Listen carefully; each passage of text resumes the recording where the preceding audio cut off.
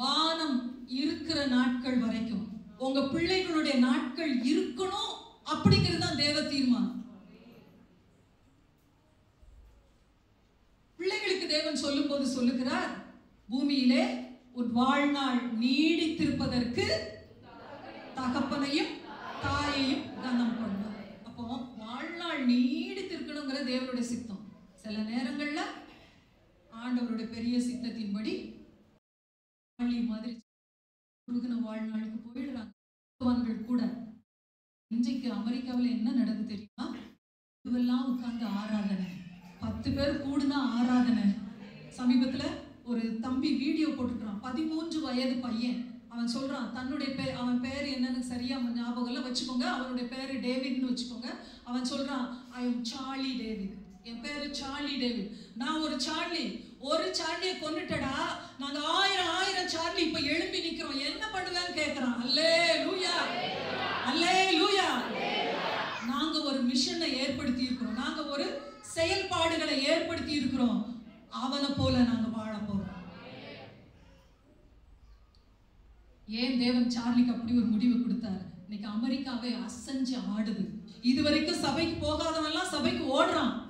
இதுவரைக்கும் கர்த்தரை ஏற்றுக்கொள்ளாதவெல்லாம் கர்த்தரை ஏற்றுக்கொண்டு இருக்கிறான். உங்க எல்லாருக்கும் தெரியும், எலான் மஸ்க் அமெரிக்காவில ரொம்ப நல்ல பெரிய பணக்கார, சாரி உலகத்திலே பணக்காரனோ எனக்கு தெரியல, சரியா தெரியல, சாரி. அவன் சொல்றான், இப்ப நான் ரெகுலரா சர்ச்சுக்கு போறேன். எல்லார் உள்ளங்களையும் அசைக்கும்படிக்கு அங்கே ஒருவன் அடிக்கப்பட்டான். அநேகருடைய உள்ளங்கள் உணர்த்தப்படும்படிக்கு. அல்லேலூயா. இது வித்தியாசம். ஆனா ஆண்டவர் சொல்றாரு, பூமியில உன் வாழ்நாள் நீடித்திருக்கணும்னா தகப்பனையும் தாயையும் கனப்படுத்த. இங்க ஆண்டவர் சொல்றார், பெற்றோருக்கு சொல்றார், ஓ நாளும் உன் பிள்ளையுடைய நாளும் வானம் இருக்கிற மாதிரி நீடித்து இருக்கணும்னா நீ என்ன செய்யணும்? 19வது வசனம்.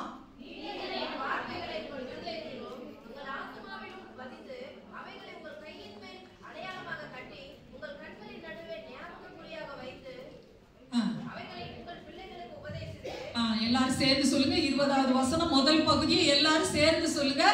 அவைகளை உங்கள் பிள்ளைகளுக்கு உபதேசித்து நீங்கள் வீட்டில் உட்கார்ந்து இருக்கிற போதும், வழியிலே நடக்கிற போதும், படுத்துக் கொள்ளுகிற போதும், எழுந்திருக்கிற போதும் அவைகளை குறித்து பேசுவீர்களாக. எத்தனை தகப்பன்மார் இதை செய்றீங்க? எனக்கு தெரியும். எங்க வீட்டுல எங்க அண்ணன், நாங்களாம் போய் அண்ணன் பக்கத்துல போய் படுத்துட்டு, அண்ணா கதை சொல்லுங்க அப்படின்னா, ஒரு பெரிய பூதம் வந்துச்சான், ஒரு விதை போட்டுச்சான், அந்த ஒரு விதையில ஒரு இலை தான் முளைச்சிச்சான். ஆனா அந்த ஒரு இலையும் வானம் வரைக்கும் போச்சான். அந்த பூதம் அது வழியா ஏறி போகும். எப்பயோ சொன்ன கதை. நான் நினைக்கிறேன், நான் 5 வயசு 6 வயசுல சொன்னேன், இன்னைக்கு வரைக்கும் ஞாபகம் இருக்குது. பூதம் கதையெல்லாம் சொன்னீங்களே, இந்த கதையை சொல்லி கொடுத்தீங்களா உங்க பிள்ளைங்களுக்கு? பூமி எப்படி ஆரம்பிச்சிச்சின்னு சொல்லி கொடுத்துருக்கீங்களா? ஒரு நாளாவது உட்கார்ந்து உங்கள் பிள்ளைகளுக்கு உபதேசித்து உங்கள் வீட்டில் உட்கார்ந்து இருக்கிற போதும். அல்லேலூயா, ஸ்தோத்திரம். அப்ப தேவனுடைய நியமனம் என்ன? ஒரு குடும்பத்தை குறித்து தேவனுடைய நியமனம் என்ன? வாழ்நாள் எல்லாம் என்ன செய்யணும்? நீடித்து இருக்கணும், நீடித்து இருக்கணும். அப்படி நீடித்து இருக்கணும்னா பெற்றோராகிய நீங்கள் செய்ய வேண்டிய வேலை, ஐயோ எனக்கு வேலை கிடைக்கலையே, ஐயோ எனக்கு வீடு கிடைக்கலையே, ஐயோ ஒரு வண்டி இருந்தா நல்லா இருக்குமே, இத நீ தீர்மானம் பண்ணிட்டு இதுலயே உழண்டு அழுதுகிட்டு புரண்டுட்டு இருக்காத. உனக்கு ஒரு வாரிசை கொடுத்தாருல்ல தேவன், இந்த வாரிசை தேவனுக்காக வளர்க்கிற வேலையை நீங்க செய்யணும் இல்லையா? அப்ப தேவனுடைய எதிர்பார்ப்பு என்ன?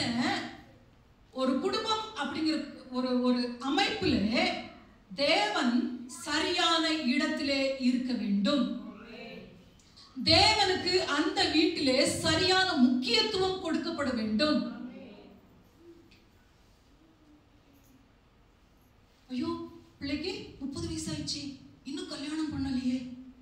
கல்யாணம் பண்ணிட்டு என்ன பண்ண போறீங்க? மனைவி வந்தோடனே பிள்ளை இல்லையா? பிள்ளையும் கொடுத்துட்டார். வேலை இல்லையா? வேலையும் கொடுத்துட்டார். இன்னும் வீடு கட்டல? அதையும் கட்ட. சரி, இனிமே என்ன பண்ண போறீங்க? இனிமே நாங்க ஜாலியா வீட்டுல உட்காந்து சினிமா பார்ப்போம். வீட்டுல உட்காந்து ஒருத்தர் அடிச்சு மண்டைய ஒட்டச்சு ரத்தம்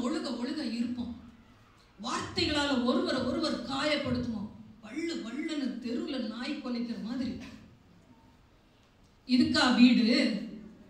இதுக்கா தேவன் குடும்பத்தை வைத்தார்? அல்லேலூயா, ஸ்தோத்திரம். ஒவ்வொரு குடும்பத்தின் ஒவ்வொரு அங்கத்தினர்களும் தேவனோடு இணைந்து செயல்பட வேண்டும். அல்லேலூயா. கணவன் தன்னுடைய பங்கிலே தேவனோடு இணைந்திருக்க வேண்டும். மனைவி தன்னுடைய பங்கிலே தேவனோடு இணைந்திருக்க வேண்டும். பிள்ளைகள் தன்னுடைய பங்கிலே தேவனோடு இணைந்திருக்க வேண்டும். இங்கே அன்பு பிரதானமானது. எல்லாரும் வாயை திறந்து சொல்லுங்க, அன்பு பிரதானமானது. ஹல்லேலூயா. Love is, the love of God is experienced and practiced. அது தினந்தோறும் செயல்படுத்தப்பட வேண்டும். தேவனுடைய அன்பு வாழ்க்கையில தினந்தோறும் செயல்படுத்தணும். ஆமென் சொல்லுங்களேன். எல்லாரும் சொல்லுங்க, தேவனுடைய அன்பு என் வாழ்க்கையில தினந்தோறும் செயல்படுத்தப்படணும். காய்கறி கடையில ஒருத்தன் ஏமாத்துவான். டேய் நான் யாருன்னு தெரியுமா அப்படின்ற கூடாது. போனா போயிட்டு போறான். 2 கத்திரிக்காய் ஏமாத்துவானா? வச்சா வச்சுட்டு போறான். அன்னைக்கு அவன் வயிறு நிறைஞ்சிட்டு போட்டோம். என்னால அவன் வயிறு நிறைஞ்சிச்சு ஆண்டவரே, தோத்திரம் ஆண்டவரேன்ட்டு வாங்க வெளியே. அல்லேலூயா. தேவனுடைய அன்பை எப்படி காட்டுவீங்க? ₹1 எங்கேயும் இழக்கிறது இல்லை. அவன் ₹1 நம்ம அடிச்சுட்டு வருவோமே ஒழிய ஒரு இடத்துல இழக்கிறதுக்கு விட மாட்டோம். நீங்க இழக்காம தேவனுடைய அன்பை செயல்படுத்த முடியாது. அல்லேலூயா, அல்லேலூயா. வீட்டுல வந்து ரொம்ப பரிதாபமா ஒரு குஷ்டரோகியோ இல்ல ஒரு இயலாதவனோ வாசல்ல நின்று அம்மா அப்படின்னு ஒரு குரல் கொடுக்கும்போது ரொம்ப பவ்யமா ஒரு ₹2 எடுத்து கொண்டு போய் மதிப்பா போட்டு வருவான். அந்த ₹2 வச்சவன் என்ன பண்ணுவான் யோசிச்சிருக்கீங்களா? ஒரு காப்பி குடிக்கிறதுக்காக காசை கொடுத்து அனுப்புங்க. ஹல்லேலூயா. தேவ அன்பு it is experienced and practiced. Hallelujah. Practice பண்ணுங்க தேவனுடைய அன்பை. அடுத்தது முக்கியமானது, the word of God is read and obeyed. தேவனுடைய வார்த்தை வாசிக்கப்பட்டு கீழ்ப்படியப்படுகிறது. ஹல்லேலூயா. தேவனுடைய வார்த்தையை வீட்டுல குடும்பமா உட்கார்ந்து வாசிக்கிறீங்களா? அங்கதானங்க இடிக்குது. குடும்பமா உட்கார்ந்து வாசிக்கும் போது மனைவிக்கு ஒரு வசனம் அங்க வரும். உடனே இந்த அம்மாவுக்கு ரொம்ப குத்திரும். குத்துனோன்னு என்ன செய்வாங்க? நீங்க ஜோம் பண்ணிட்டுங்க, எனக்கு அங்க குக்கர் வைக்கணும், நேரம் ஆயிடுச்சுன்னு ஓடிடுவாங்க. ஒரு வார்த்தை கணவனுக்கு குத்தும் குடும்ப ஜபத்துல. என்ன சொல்லுவாரு? உங்க கூட எல்லாம் எனக்கு ஆவி ஒத்து போகாது, நான் எந்திரிச்சு போறேன்னு ஓடி போயிடுறது. இதுக்குதான் குடும்ப ஜபம் பண்றது இல்லை. ஆனா ஆண்டவர் சொல்றாரு, குடும்பமா உட்காரு, கர்த்தருடைய வசனத்தை வாசி. இது குடும்ப பலிபீடம். சொல்லுங்க, குடும்ப பலிபீடம். குடும்ப ஜபம்ன்றது என்னது? குடும்ப பலிபீடம். அங்கே ஒருத்தருக்கு ஒருத்தர் முரண்படும். அங்க சந்து செந்தால் வெட்டப்படுவீர்கள். அங்கே நெருப்பு கொளுத்தப்படும். அங்கே சாம்பலாக்கப்படும். அது ஒரு குடும்ப பலிபீடம். உங்களுடைய பிரஸ்டீஜ் சாம்பலாகும். உங்களுடைய அகங்காரம் சாம்பலாகும். நேத்து வரைக்கும் கொண்டது முதலாளித்துவம் பாதிக்கப்படும். ஆனா ஆண்டவர் சொல்றார், அதுக்காக தான் நீ வாசின்ற. ஹல்லேலூயா, ஸ்தோத்திரம். இப்படிப்பட்ட குடும்பங்களின் துதியையும் ஜெபத்தையும் தான் தேவன் கேட்கிறதற்கு எப்பொழுதும் ஆயத்தமாக இருப்பார். ஏன் இன்னைக்கு என் ஜெபம் கேட்கப்படல? எத்தனை நாள் நான் அழுறேன், ஆண்டவரே என் குடும்பத்தில் ஒரு நன்மை நடக்காதா? ஆண்டவரே என் குடும்பத்துக்கு ஒரு மேன்மை வராதா? அல்லேலூயா, அல்லேலூயா. தேவன் உங்களை மற்றவர்களை விட மேன்மையாக வைக்க விரும்புகிறார். பக்கத்துல இருக்கவங்களை பார்த்து சொல்லுங்க, உலகத்தை எல்லாம் விட நீங்க மேன்மையானவங்க. ஏன் நீங்களா சொல்ல மாட்டீங்களா? சொல்லுங்க, உலகத்தை எல்லாம் விட நீங்களும் நானும் மேன்மையானவங்க. அல்லேலூயா. எடுங்க வாசிங்க.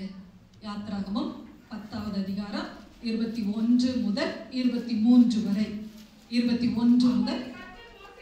மோசேயை நோக்கி,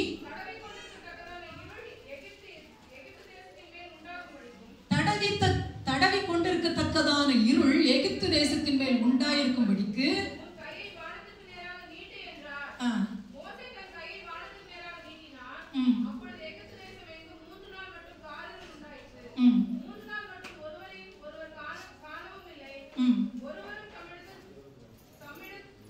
தம் இடத்தை விட்டு எழுந்திருக்கவும் இல்லை. யாவருக்குமோ எனில் வாசஸ்தலங்களில் வெளிச்சம் இருந்தது. இப்ப சொல்லுங்க, எகிப்தியருக்கு எப்படி இருந்தது? ஒருத்தர் முகத்தை ஒருத்தர் காண முடியாதபடி இருள், காரிருள். ஆனா இஸ்ரவேல் புத்திரருக்கு எப்படி இருந்துச்சு? தேவன் வீடுகளில வித்தியாசம் உண்டு பண்ணுகிறவர். ஏன் என் வீடு வித்தியாசமா இல்ல? அப்போ அல்லேலூயா, ஸ்தோத்திரம்.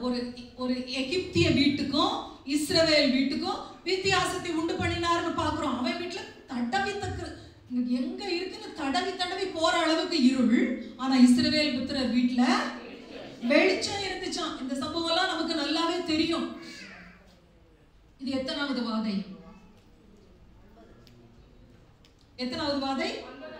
9வது வாதை. Very good. அப்ப இந்த வாதையில, ஸ்தோத்திரம், இந்த வாதையில ஒரு வித்தியாசத்தை தேவன் ஏற்படுத்துறார்.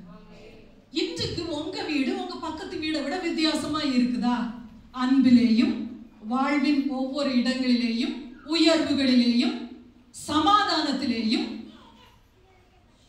சாட்சியிலேயும் பக்கத்து வீடை விட உங்க வீடு சிறந்து இருக்கிறதா? இல்லை அப்படின்னா இன்றைக்கு நீங்க உங்களை ஒப்பு கொடுத்து ஜெபிக்கணும். ஆண்டவரே, நீர் உலகத்தின் ஒளியா இருக்கிறார். ஸ்தோத்திரம். இயேசு யாரா இருக்கிறாரு? ஹல்லேலூயா. இயேசுவினுடைய வெளிச்சம் நமக்குள்ள இருக்குது. அது நமக்கு ஜீவனா இருக்குது. ஹல்லேலூயா. இயேசு யாரு? அவர் உருவம், இங்க ஒரு உருவத்தையும் காணோம். நிறைய பேர் சர்ச்சுக்கு வந்தோடனே கேட்பாங்க, ஒரு மெழுகுத்தி பொருத்தலான்னு வந்தேம்மா, கும்பிட்டுக்கிட்டேன், எங்க இந்த சாமியவே காணுவாங்க. நான் சொல்லுவேன், உங்க உள்ள. அல்லேலூயா. இயேசு எங்க இருக்கிறாரு? எனக்குள்ளே ஜீவனாய் இருக்கிறார். எல்லாரும் சொல்லுங்க சத்தமா. ஆமென். அந்த ஒளியான ஜீவன் இன்றைக்கும் உங்களுக்குள்ளே எனக்குள்ளே இருக்கிறார். அவர் உண்மையிலேயே ஒளியா இருந்தார்னா உங்களுடைய வாழ்வு சிறப்பான வாழ்வாய் மாறும். உங்களுடைய குடும்பம் சிறப்பான குடும்பமாய் இருக்கும். ஹல்லேலூயா. இன்னைக்கு நிறைய பிள்ளைங்க, யங்ஸ்டர்ஸ்க்கு நான் சொல்ல விரும்புறது, ஏமா சர்ச்சுக்கு வரல, பிள்ளைக்கு உடம்பு சரியில்லை, ஏமா சர்ச்சுக்கு வரல, அதான் எங்க வீட்டுல ரொம்ப அது இது. நான் இன்னைக்கு உங்களுக்கு சாட்சியா சொல்றேன். நான் எங்க வீட்டுல கடைசி பிள்ளை, ஏகப்பட்ட செல்லம். சின்ன வயசுல எல்லார்ட்டையும் அடி வாங்கினேன். ஆளாளுக்கு அடிப்பாங்க.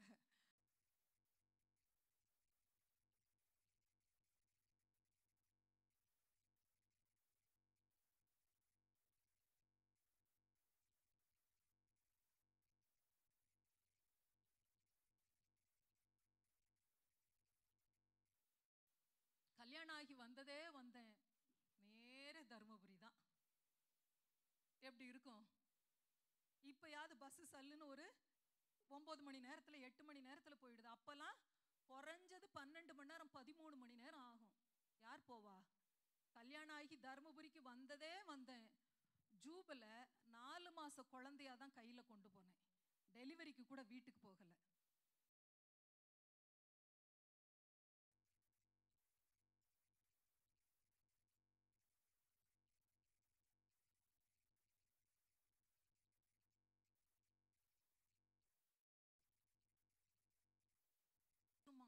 சமையல் பண்ணா காரம் குழந்தைக்கு வந்துருமா? இவ்வளவு அழகா வளர்க்குறீங்க, ஆனா அது ஒரு 2 வயசு ஆனோன்னு அந்த குழந்தைய அப்பளதான் கண்டுக்கிறதே இல்லை. அது இந்த தேனி ஆஞ்ச மாதிரி ஆஞ்சிட்டு வரும். ஒய் ஒய் ஒய் ஒய் ஒய் ஒய் ஒய் ஒய்னு ஒரு இடத்துல உட்காராது.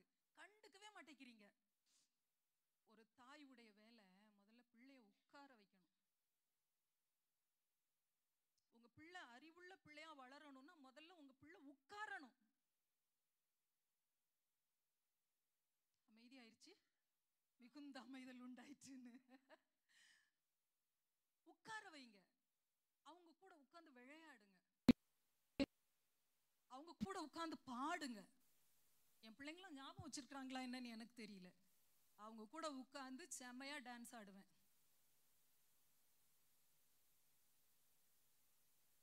கட்டி பொழக்கிற நேரம் பொழந்து கட்டிடுவேன்.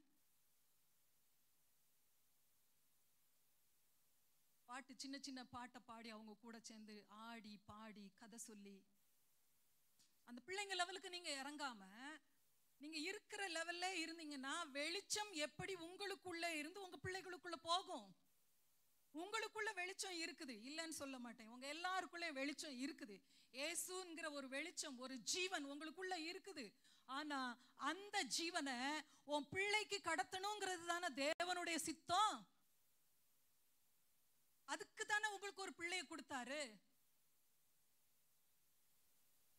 ஞாபகம் வச்சுக்கோங்க, கழுதை கழுதையை தான் பிறப்பிக்கும், எறும்பு எறும்பை தான் பிறப்பிக்கும், சிங்கம் சிங்கத்தை தான் பிறப்பிக்கும், நாய் நாயை தான் பிறப்பிக்கும், கோபம் கோபத்தை தான் பிறப்பிக்கும், வம்பும் அநியாயமும் அநியாயத்தை தான் பிறப்பிக்கும். நீங்க யாரோ அதுதான் உங்க பிள்ளை. உங்களுக்குள்ள எப்படிப்பட்ட வெளிச்சம் இருக்குதோ அதுதான் உங்க பிள்ளைங்களுக்குள்ள வரும்.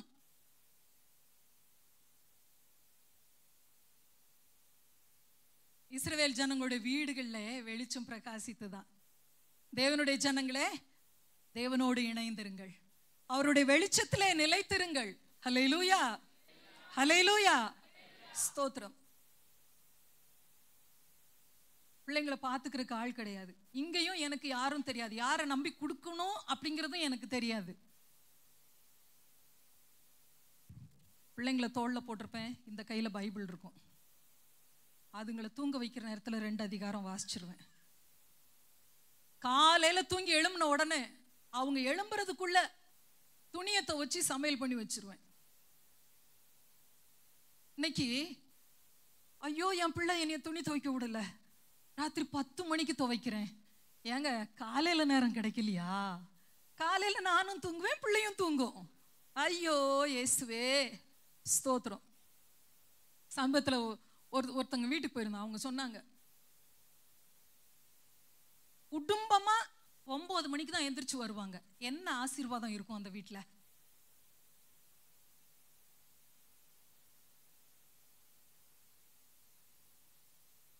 அல்லேலூயா, அல்லேலூயா. முதல் தீர்மானம், என் வீட்டில் வெளிச்சம் இருக்கணும். அடுத்தவன் வீட்டில் இருள் இருக்குது தெரியும் உங்களுக்கு. என் வீட்டில் வெளிச்சம் இருக்கணும்னா முதல் தீர்மானம், அதிகாலையில் எழும்புவோம், அருணோதயம் எழுந்திடுவோம், பரன் இயேசுவை துதிப்போம். ஆனா நாம இப்ப என்ன செய்யறோம்? அருணோதயம். அருணோதயம்னா அருண்னா சூரியன்.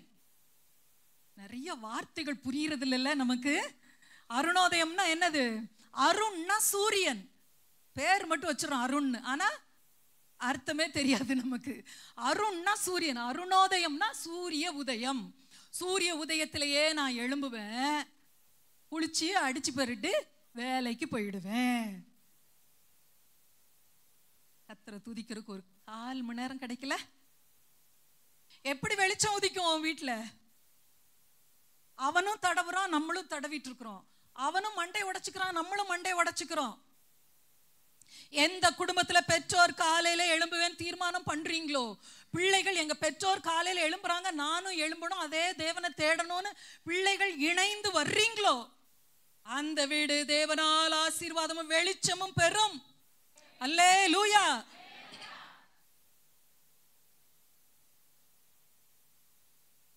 பிள்ளைங்களை சாப்பாடு ஊட்டிக்கிட்டே இருப்பேன். இந்த பக்கம் ஒரு பைபிள், இங்க ஒரு இங்கிலீஷ் பைபிள், இங்க ஒரு நோட்டு. தமிழ்ல வாசிப்பேன், இங்கிலீஷ்ல வாசிப்பேன், நோட்ஸ் எடுப்பேன்.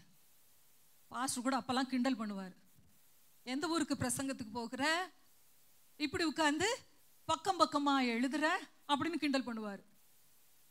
ஆனா அன்னைக்கு வாசிச்சது தாங்க இன்னைக்கு வரைக்கும் வாழுது. ஹல்லேலூயா. இப்பெல்லாம் மண்டையில ஏறுறதில்ல, வயசு போயிட்டே இருக்கு இல்லையா, ரொம்ப ஞாபக சக்தி குறையுது. அன்னைக்கு வாசிச்சது தான் இன்னைக்கு வரைக்கும் எனக்கு ஜீவனா இருக்குது, இன்னைக்கு வரைக்கும் என்ன நடத்தி கொண்டு போகிறது. ஹல்லேலூயா. என் பிள்ளைங்க பேசின முதல் வார்த்தை அம்மாவோ அப்பாவோ இல்ல, கர்த்தர் நல்லவர். ஹல்லேலூயா, ஹல்லேலூயா. கர்த்தருக்கு நன்றி சொல்லுகிறேன். இதை இந்த வேதம் தான் எனக்கு படிப்பித்து தந்தது. ஹல்லேலூயா, ஸ்தோத்திரம். சரி, அப்போ உங்க வீட்டில் வெளிச்சம் வரணும்னா தேவனுடைய வார்த்தையை நீங்க வாசிக்கணும், நேசிக்கணும். ஹல்லேலூயா. அதற்கு ஆதாரமாய் உபாகமம் 11வது அதிகாரம் 18 முதல் 21 வரைக்கும் வாசிங்க. உபாகமம்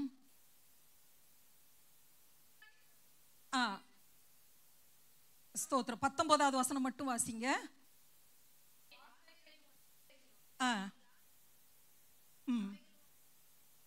என் வார்த்தைகளை உங்கள் இருதயத்திலும், எல்லாரும் சேர்ந்து சொல்லுங்க, உங்கள் இருதயத்திலும் உங்கள் ஆத்மாவிலும் பதித்து. இதோட நிறுத்துவோம். இதுல பெரிய பிரச்சனை என்னன்னா, இந்த வார்த்தையை ஆத்மாவிலே பதிக்கிற இடம் தான் நமக்கு பிரச்சனை. வார்த்தை நாவிலே இருக்கிறது, வார்த்தையை நான் வாசிக்கிறேன், என் கண்களில் இருக்கிறது. இந்த வார்த்தை என் இருதயத்திலும் என் ஆத்மாவிலும் பதிய மறுக்கிறது. வட்டி கணக்கு கேளுங்க, சூப்பரா போடுவாங்க. எனக்கெல்லாம் இன்னைக்கு வரைக்கும் சுட்டு போட்டாலும் இந்த வட்டி கணக்கெல்லாம் மண்டையில ஏற மாட்டேங்குது. சீட்டு கட்டுறீங்க, முதல் சீட்டு 2வது சீட்டும்பீங்க. எனக்கு இதெல்லாம் புரியவே புரியாது. ஏன்னா பணத்துக்கும் எனக்கும் சம்பந்தமே இல்லை. அதனால ஒண்ணுமே தெரியாது. பேங்கை பத்தி தெரியாது, ஏடிஎம் பத்தி தெரியாது. என்கிட்டயும் ஏடிஎம் கார்டு இருக்கு, சொல்லிக்கிறதுக்காக ஒரு ஏடிஎம் கார்டு வச்சிருக்கேன். ஆனா இன்னைக்கு வரைக்கும் அந்த ஏடிஎம் கார்டை எப்படி யூஸ் பண்ணணுங்கிறது கூட எனக்கு தெரியாது. பேங்குக்கு போக தெரியாது. ஒண்ணு தெரியும், அல்லேலூயா அல்லேலூயா, எல்லாம் பாஸ்டர் பார்த்துக்குவாரு. பேங்குக்கு போறதா, கடைக்கு போறதா, ஆண்டவருக்கு ரொம்ப நன்றி சொல்லுகிறேன், எனக்கு இப்படி ஒரு கணவனை கர்த்தர் கொடுத்ததற்காக. அல்லேலூயா. இன்னைக்கு வரைக்கும் பணத்தை பத்தி எதுவுமே தெரியாது. உண்மையை சொல்ல போனா எண்ணெய் கூட தெரியாது. என் கூட நான் எங்கேயா கடைக்கு போனேன்னா பிள்ளைங்கிட்ட கேளுங்க, இவங்க கையில தான் கொடுத்துருவேன் காசை. இந்தாங்கடா எண்ணுங்கடா கொடுங்கடா.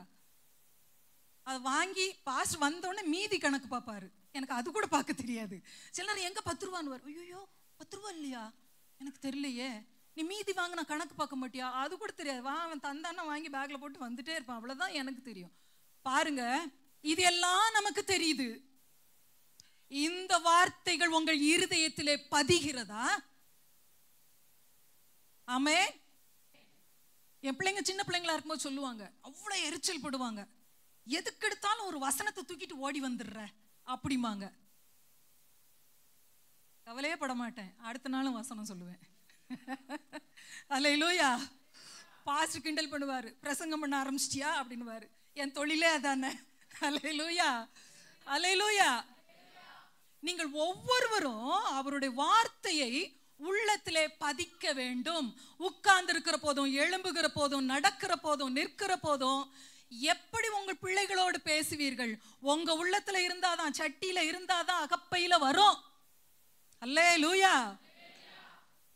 ஆத்மாவில பதித்து கையின் மேல் அடையாளமாய் கட்டி, கையில எப்ப பார்த்தாலும் செல்போனு, அதை கொஞ்சம் ஓரம் கட்டிட்டு பிள்ளைங்களை பாக்குறேன். 5 நிமிஷம் எங்க அவங்களுக்கு யாரை பத்தியும் கவலை கிடையாது. ஒரு இடத்துல உட்கார்ந்தாங்கன்னா நம்ம தனியா உட்கார்ந்துருக்கோம் கூட பயம் கூட கிடையாது. ஏன்னா அதான் செல்போன் இருக்குதே, பக்கத்துல இருக்கவன்ட்ட 2 வார்த்தை பேசலாங்கிறது இல்ல. உடனே என்ன செய்வாங்க? உன்னை தேவனை விட்டு பிரிக்கும் இந்த பொருளுக்கு கொடுக்க வேண்டிய இடத்தை மட்டும் கொடு, அதுக்கு மிஞ்சி கொடுக்காத. உன் எதிர்காலம் சூன்யமா போயிடும். இன்னைக்கு சொல்லிக்கிட்டே இருக்கிறான், மூளைக்குள்ள ஒரு வித்தியாசமான ஒரு வியாதி பரவுதான், ஃப்ரோசன் பிரெயின்னு சொல்றான். மூளை அப்படியே கொஞ்சம் கொஞ்சமா ஒர்க் பண்ணாம அப்படி அது உறைந்து கொண்டு வருகிறதா. காரணம் செல்போன்றான்.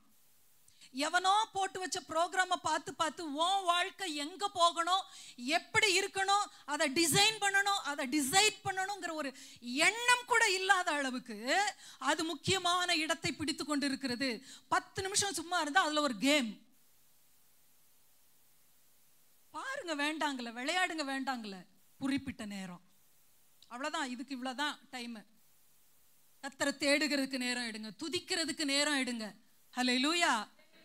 சர்ச்சில் பிள்ளைங்களை பார்க்குறேன், மரம் மாதிரி நிற்கிறீங்க, எப்படி இப்படி இருக்க முடியும்? இவ்வளோ பேர் ஆராதிக்கும் போது ஒரு 2 வார்த்தை சந்தோஷமா, அப்பா நீர் நல்லவரே பாட ஏன் முடியல? அங்கே உள்ள ஏதோ ஒன்று நிரப்பிட்டு கிடக்குது. ஏன் உன்னால சபையில ஆராதனையில இணைஞ்சு வர முடியல? உள்ளத்துல பதிக்கப்பட வேண்டியதான கர்த்தருடைய வார்த்தைக்கு பதிலாய் வேற ஏதோ ஒண்ணு அந்த இடத்தை நிரப்பிட்டு இருக்குது. அல்லேலூயா. கவனிக்கிறீங்களா? தூங்குறீங்களா? ரீப்ளேஸ் பண்ணுங்க. போச்சு, விழுந்துட்டோம். ஆனா விழுந்த இடத்துல கிடக்க கூடாது. ஏசு கிறிஸ்து ரத்தம் சிந்தினதே திரும்ப எழும்பு, ஓடு, லக்கை நோக்கி ஓடு. உனக்குன்னு ஒரு வாழ்க்கை இருக்குது. எவனோ போட்டதை பார்த்து பார்த்து பார்த்து நேரத்தை கடத்திராதீங்க. இன்றைக்கு மனம் திரும்புங்கள். ஹல்லேலூயா, ஹல்லேலூயா, ஸ்தோத்திரம். அந்த வார்த்தைகளை நிலைக்கால்கள்ல என்ன செய்யணுமா? எழுதணுமா? உன் வாசல்ல வீட்டுக்குள்ள நுழைஞ்சாலே எதுதான் இருக்கணும்? வசனம் தான் இருக்கணும்.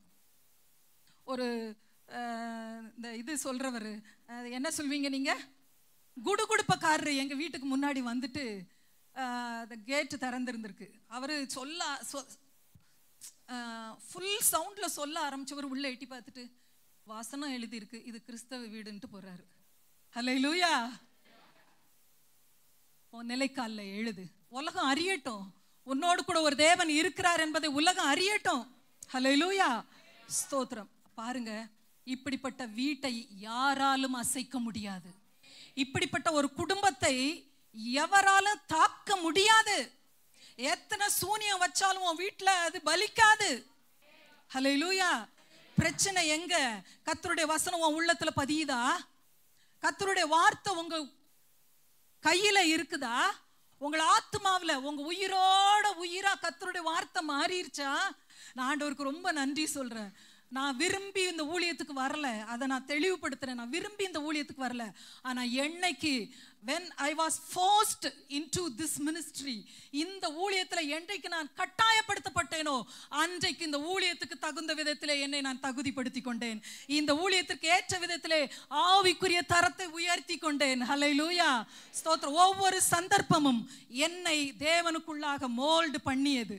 எத்தனையோ அவமானமான வார்த்தைகள், எத்தனையோ லட்சையான பேச்சுக்கள், இதையெல்லாம் கேட்டு கேட்டு நொந்து நூலாய் போன ஒரு நாட்கள் உண்டு.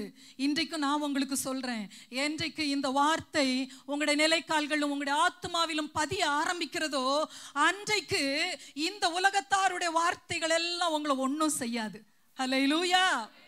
பிசாசு எப்பயுமே கீழே பார்த்து பார்த்து இந்த செழிப்பு இதையே காமிச்சு கீழே கீழே உன் பார்வையை கொண்டு போவான். ஆனா தேவன் சொல்லுகிறார், மேலானவைகளை நாடுங்கள். ஹல்லேலூயா, ஹல்லேலூயா. இயேசு கிறிஸ்து கிட்ட பிசாசு வந்தானா, என்ன சொன்னானா? கல்லெல்லாம், ஐயோ ரொம்ப பசியா இருக்க சாமி.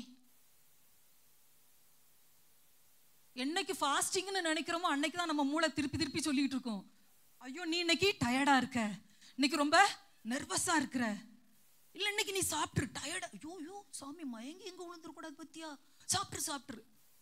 அதுதான் பிசாசு கீழே காட்டுவான். ரெண்டாவது சோதனை என்ன?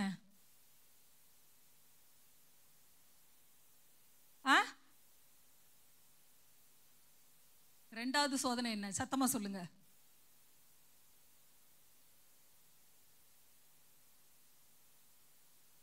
ஏடுங்க, மத்திய 4வது அதிகாரம் 2வது சோதனை. சட்டுன்னு எடுத்து யார் வாசிக்கிறீங்க பார்க்கலாம்?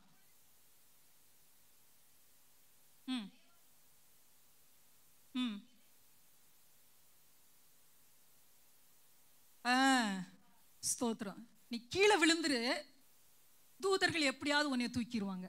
பிசாசு இன்னைக்கும் உங்ககிட்டையும் சொல்றது அதான், இஷ்டப்படி நடந்துக்கோ.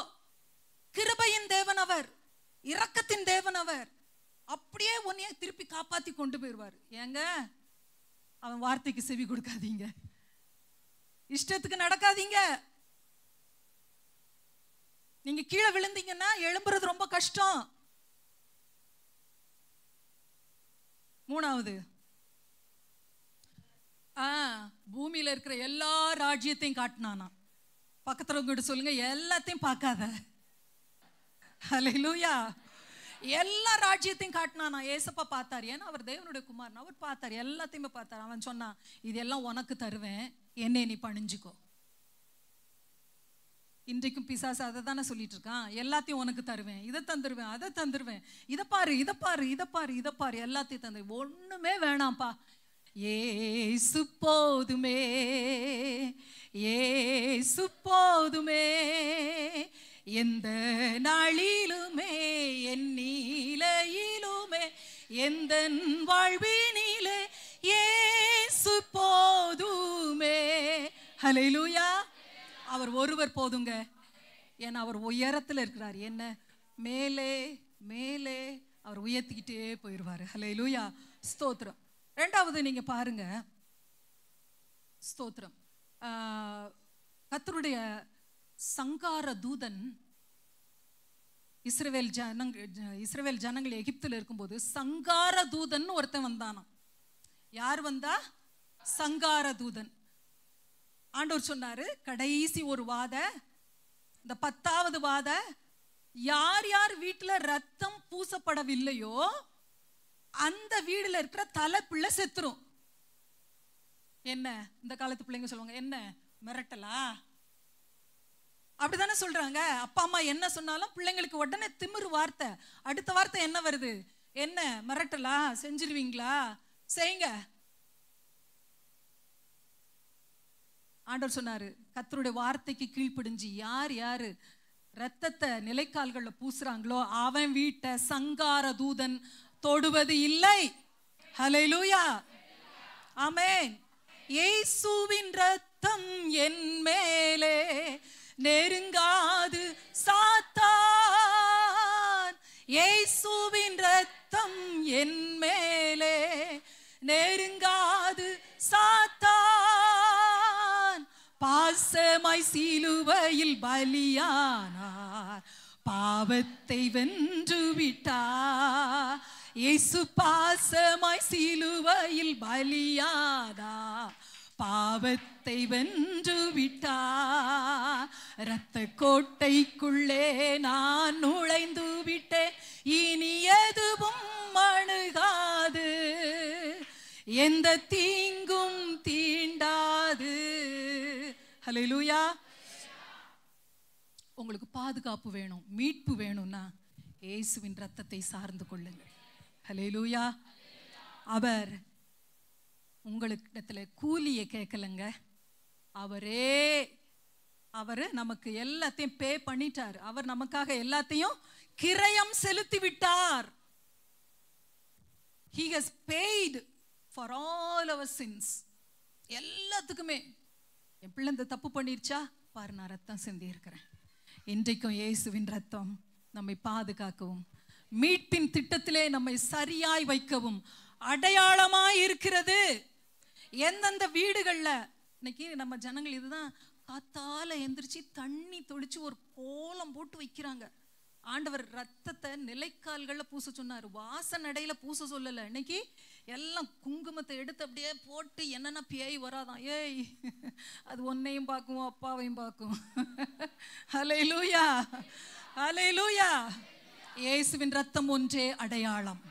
உனக்காக ரத்தம் சிந்தின நேசர், உன் குடும்பத்துக்கு ஒரு நல்ல பரிகாரி.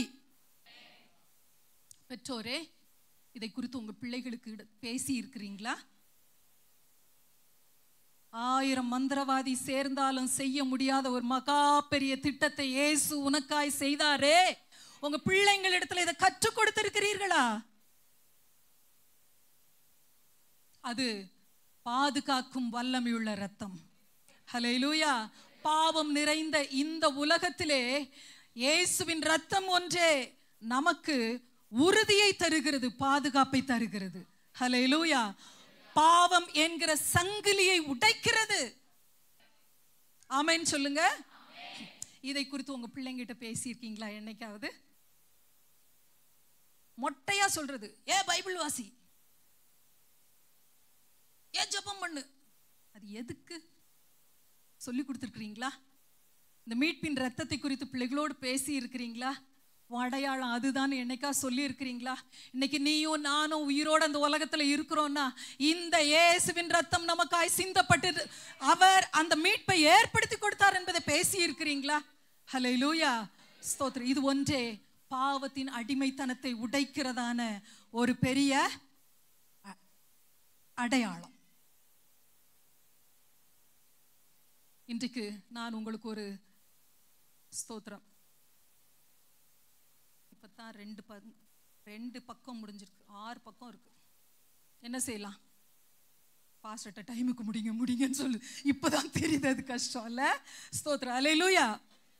பாருங்க, ஒரு சின்ன அந்த அப்படியே ஒரு சுருக்கமா உங்களுக்கு சொல்லிடுறேன். இயேசு கிறிஸ்துவின் ஆட்டுக்குட்டியினுடைய ரத்தத்தை அவங்க நிலைக்கால்கள்ல பூசினாங்க. பூசிட்டு அந்த ஆடை ஒவ்வொரு குடும்ப தலைவனும் பங்கிடணும்.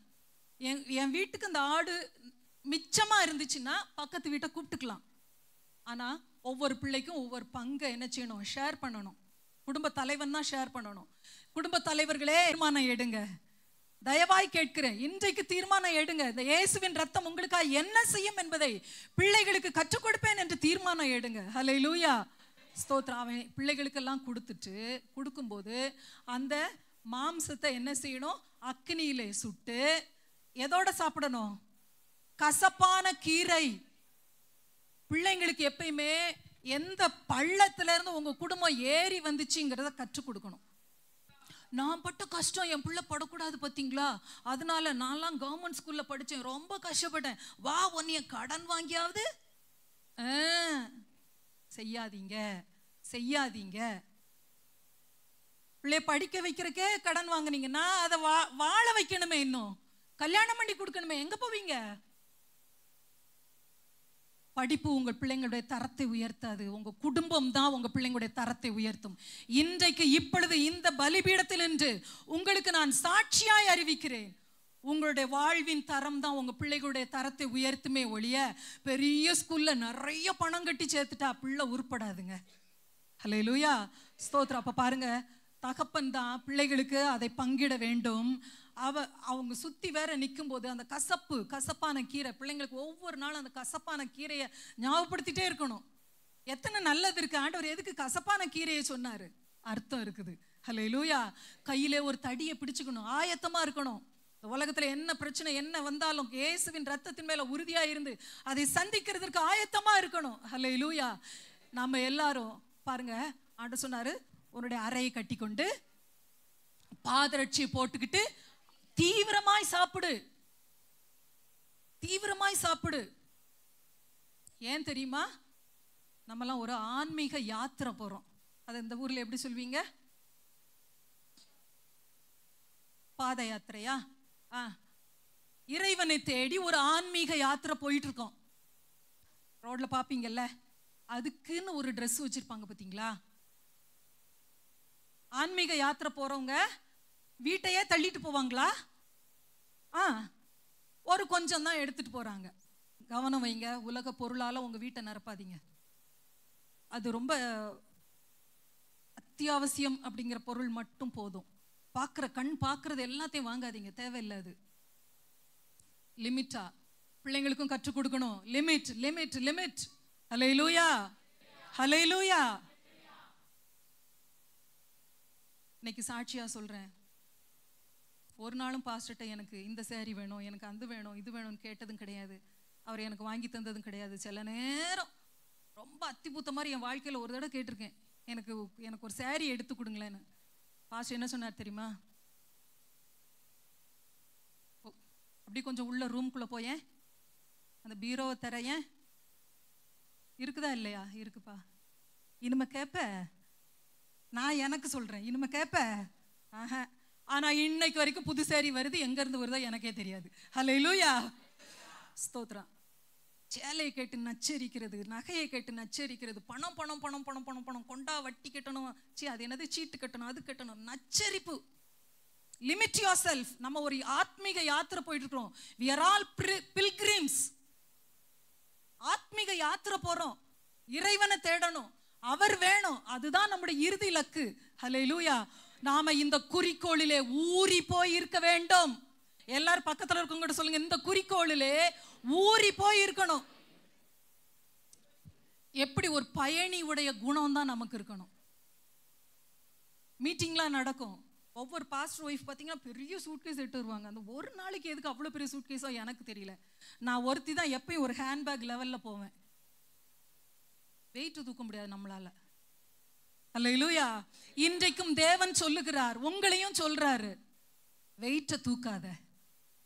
சாயங்காலம் பிரசங்கம் அதுதான், வெயிட்ட தூக்காத. அல்லேலூயா, ஸ்தோத்திரம். ரஞ்சித் ஒரு தடவை ஜூபலுக்கு ஒரு பர்த்டே கிஃப்ட் கொடுத்துருந்தான். என் கிச்சன்ல அதை மாட்டி வச்சிருக்கேன்.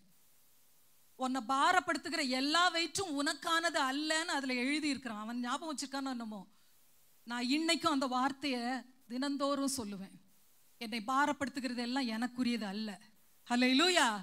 என் கையில வர்ற எல்லா பணமும் எனக்குரியது அல்ல.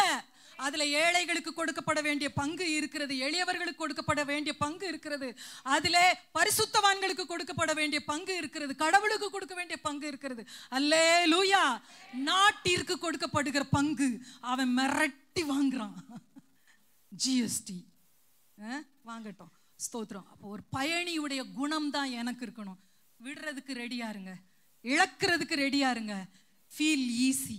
அல்லேலூயா, ஸ்தோத்திரம். அப்ப பாருங்க, இத உங்க பிள்ளைங்களுக்கும் கற்றுக் கொடுக்கணும். நாம பயணம் போகிறோம் பாருங்க. இந்த கடைசியா அந்த ஒரு வார்த்தை மட்டும் சொல்லி நான் முடிக்கிறேன். யாத்ராகமம் 2வது அதிகாரம் 9வது வசனத்தை நீங்க கையில வச்சுக்கோங்க, குறிச்சு வச்சுக்கோங்க. யாத்ராகமம் 2:9 குறிச்சு வச்சுக்கோங்க.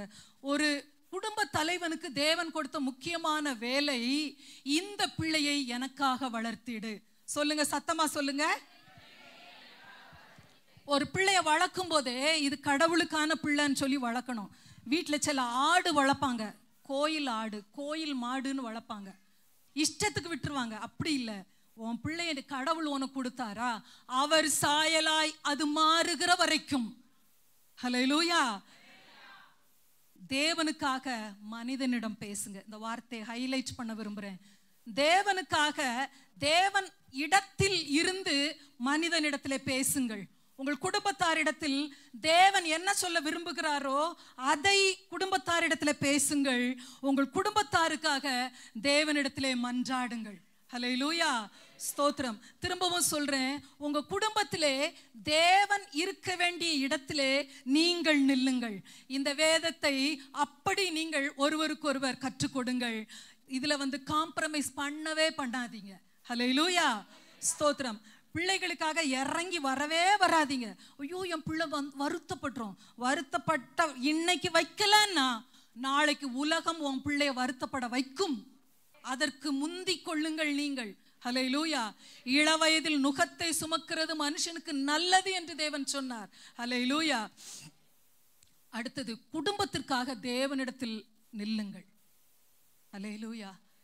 இரவும் பகலும் ஜெபம் பண்ணணும். ஜெபம்ங்கிறது ஒரு இட்ஸ் a சீரியஸ் பிசினஸ். உலகத்துல எத்தனையோ தொழில் செய்றீங்க, விவசாயம் செய்றீங்க.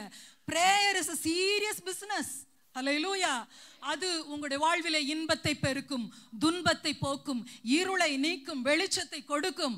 அது உங்களுடைய சிக்கல்களை அறுத்து உங்களை விடுதலையாக்கும். ஹல்லேலூயா, ஸ்தோத்திரம். காலேஜ் எல்லாம் முடிச்சு வர்ற ஒரு ஸ்டேஜ்ல ஜூபல் வருத்தப்படக்கூடாது. காலேஜ் எல்லாம் முடிச்சு வர்ற ஒரு ஸ்டேஜில் ரொம்ப வித்தியாசமாயிட்டான் ஜூபல். எனக்கு தாங்க முடியல.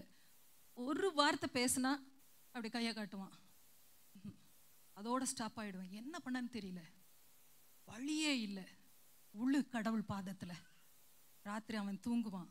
ஒரு போய் எங்கள் அம்மா கற்றுக் கொடுத்தது, தலையில் போய் கை வச்சு ஒரு நாள் என்ன வேலை பண்ணுறீங்க, ஓடி போயிட்டேன் நான். அதுக்கப்புறம் என்ன செய்யறது, அவன் தூங்குற ரூம்ல இரவு முழுவதும் முழங்கால நிற்பேன். தேவனே, உங்க சித்தம் படிதானே இந்த பிள்ளைய எனக்கு கொடுத்தீங்க, இதை உமக்காக வளர்க்கும்படி தானே என் கையில கொடுத்தீங்க. வழி மாறக்கூடாது. இந்த பிள்ளை கத்திருக்கென்று பிரகாசிக்கிற வரைக்கும் உங்களை நான் விடமாட்டேன். ஹல்லேலூயா, ஸ்தோத்திரம். பிள்ளைகளுக்கு இன்பமானதெல்லாம் நீங்க சின்ன வயசுல செஞ்சிட்டீங்கன்னா துன்பத்தை அது சகிக்க முடியாது, உலகத்தை எதிர்கொள்ள முடியாது. ஹல்லேலூயா, ஸ்தோத்திரம். இப்பொழுது உங்கள் எல்லாரிடத்திலும் பெற்றோரிடத்துல கெஞ்சி கேட்கிறேன், உங்கள் பிள்ளைகளுக்கு இயேசுவை பரிசளியுங்கள். ஹல்லேலூயா, ஹல்லேலூயா, ஸ்தோத்திரம். இயேசுவை பரிசளியுங்கள். இன்னும் கேட்கிறேன், இயேசுவுக்கு உங்கள் பிள்ளைகளை பரிசாக கொடுங்கள். ஹல்லேலூயா. வாழ்ந்து காட்டுங்கள், வாழ்ந்து காட்டுங்கள். பிள்ளைகள் உங்களுடைய வார்த்தையை நம்ப மாட்டாங்க, உங்களுடைய வாழ்க்கையை பின்பற்றுவாங்க. ஆமென், ஹல்லேலூயா, ஸ்தோத்திரம். நம்மை உருவாக்குகிற தேவனுடைய கரத்தில் ஒப்பு கொடுப்போம். ஸ்தோத்திரம். உங்களுடைய உண்மையற்ற வாழ்வு பிள்ளைகளை பின்மாற்றத்துக்கு கொண்டு போகும். ஒரு மாய்மாலமான சந்ததியை உருவாக்கும். உங்களுடைய வரட்டு கௌரவம், தேவையில்லாத சட்டம் வேண்டாம். ஏதோ சர்ச்சுக்கு போறோம் அப்படின்னு நினைச்சிட்டு நீங்க வராதீங்க. இங்கே ஆளுகை செய்கிற இயேசுவின் சத்தத்தை கேட்கும்படிக்கு சபைக்கு வாருங்கள். அல்லேலூயா, அல்லேலூயா. அவருடைய வார்த்தையை என் உள்ளத்திலே பதிப்பேன் என்று இப்பொழுது தீர்மானம் எடுத்து போங்க. செயின்ட் அகஸ்டின் ஒரு ரொம்ப பெரிய பரிசுத்தவான் இருந்தாரு. அவர் பயங்கரமான துன்மார்க்கமா, அவர் வீட்டுக்கு வந்தா தாய் பயப்படுவாங்களாம், அடுத்து என்ன நடக்குமோன்னு. அந்த தாய் செய்ததெல்லாம் அவர் மனம் திரும்பி பரிசுத்தவான்னு பேர் வாங்குற வரைக்கும் முழங்கால நின்னாங்களாம். ஹல்லேலூயா. கடினமான சூழ்நிலைகள் தான் மனுஷனை உருவாக்குது. ஹல்லேலூயா. ஸ்தோத்திரம், ஸ்தோத்திரம். ஒருவருக்காக ஒருவர் ஜெபிங்க. கணவன் கண்டிப்பா மனைவிக்காக ஜெபிக்கணும். ஒவ்வொரு சகோதரிகளையும் சொல்றேன், தலைமுறைகளை உருவாக்குகிற வேலையை கர்த்தர் உங்களுக்கு கொடுத்திருக்கிறார். ஹல்லேலூயா. அடுத்த தலைமுறை, இன்னைக்கு சபை எப்படி இருக்கு பாருங்களேன். அடுத்த தலைமுறையை நம்ம உருவாக்கலன்னா சீக்கிரம் இது கூட இருக்காது. ஆகையினால எல்லா தாய்மார்களும் உபவாசம் இருங்க, கர்த்தரை தேடுங்க. ஹல்லேலூயா, ஸ்தோத்திரம். கணவன்மார் குடும்பத்திற்காக உழைக்கவும் தேவனுக்காக உழைக்கவும் ஜெபத்திலே நில்லுங்கள். எந்த மனைவி முழங்கால நிற்கிறாளோ அவளுடைய கணவனுடைய கால் தள்ளாடுவது இல்லை. ஹல்லேலூயா, ஸ்தோத்திரம். கணவன்மார்ட்ட சொல்றேன், உங்க மனைவி செய்யறது பெரிய வேலை. ஹல்லேலூயா. பிள்ளைகளை பார்க்கணும், குடும்பத்தை பார்க்கணும், சமைக்கவும் செய்யணும். இந்திய குடும்பங்கள்ல பெண்களுக்கு ஏகப்பட்ட வேலை. அதை நீங்க புரிஞ்சிக்கவே மாட்டீங்க. உங்களுக்கு அது புரியவே புரியாது. என்ன ஒரு சோறு செய்யற வேலை தானே ஈஸியா சொல்லுவீங்க. ஆனா குடும்பத்தினுடைய ஆரோக்கியம் அவள் கையில் இருக்கிறது. குடும்பத்தினுடைய எதிர்காலம் அவள் கையில் இருக்கிறது. அவள் திடமா இருந்தாதான் உங்களுடைய வாரிசு ஆசீர்வதிக்கப்படும். ஹல்லேலூயா. மனைவிக்காக தினம்தோறும் ஜெபம் பண்ணுங்க. ஹல்லேலூயா, ஸ்தோத்திரம். மறுபடியும் சொல்றேன், ஜெபம் உங்கள் வாழ்வை உருவாக்கும். ஜெபம் நல்ல வாரிசுகளை உருவாக்கும். ஜெபம் அற்புதங்களை செய்யும். ஜெபம் வாழ்வை மாற்றும். ஜெபம் ஆசீர்வாதங்களை கொண்டு வரும். ஹல்லேலூயா. கண்களை மூடி ஜெபம் பண்ணுவோமா? பரலோக தேவனே,